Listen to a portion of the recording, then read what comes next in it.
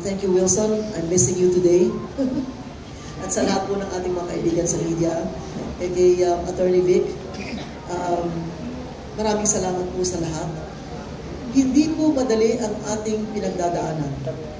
Napakahirap po mabuhay sa mundo ito na hindi tayo makaplano. Hindi tayo makaplano dahil hindi natin alam kung anong mararating natin sa nalalapit na hinaharap, sa medium term o kaya sa long term. Hindi natin alam kung bigla na lang sasabog ang bomba sa Cubao. Hindi natin alam.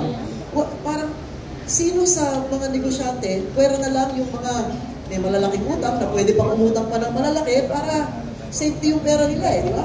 May pera sila sa abroad, may bahay sila sa abroad, may sariling aeroplano, pwede sila lumipad kahit kailan. Paano yung mga iba? Paano yung 100 milyon at 115 milyong Pilipino na walang ganoon? Ako lang sa eskwelahan namin, Diliman Preparatory School. Hindi po ako makaplano eh. Nangungutang ako para magpatayo ng building na may 4 stories. 4 stories. Hindi ako makaplano. Bakit? Paano kung pag nagkagulo, matiklo lang, minsan, madulas lang, may mapindot lang ng mali. Whether presidente natin o si Donald Trump, may mapindot na mali, patay. Diba? So, paano tayo? Paano kung kayo nakatira sa Cagayan? Paano kung kayo nandun sa Ilocos? Halos pwede laguyin lang yung China, di ba? So, napakahirap po mabuhay ng ganyan. Kahit sa inyong mga pamilya, gusto nyo nakakaplano kayo. Paplano kayo ng bakasyon? Next June or July dahil summer? Nakakasiguro kayo na mula ngayon hanggang June or July, sigurado tayo? Di ba? Kasi ang daming mga agam-agam. Ang daming hindi natin mahawakan na mga pagkakataon na maaari tayong magabayan or kanino tayo? Hahanap ng ating kumpiyansa o mahirap yung mabuhay ng ganun. Kaya, importante na tayo ay makialam. Tama ko yung sinabi niyo, sir.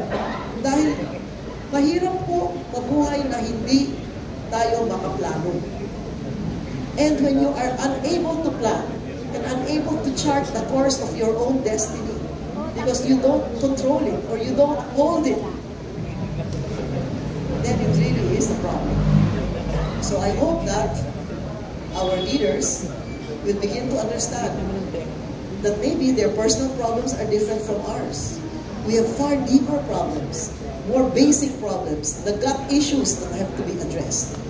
And I think that people have to have confidence in the government. Maaaring masama, na magkakaroon na nga ng election next day, no?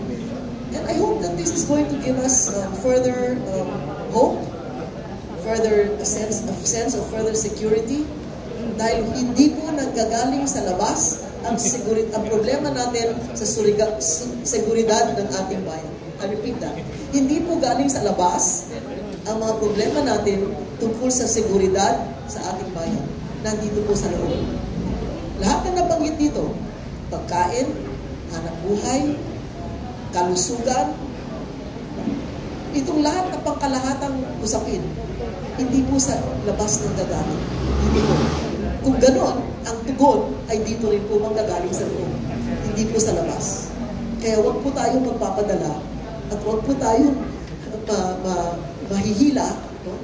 Kaliwat kanan, na nakalimutan na natin na tayo ay dapat nasa kalagitnaan ng ating hinaharap. We're here in the middle of what our future will be. Let's not lose sight. Let's not lose track of that. Salamat. Okay, thank you, Senator Nikki Cosenteng.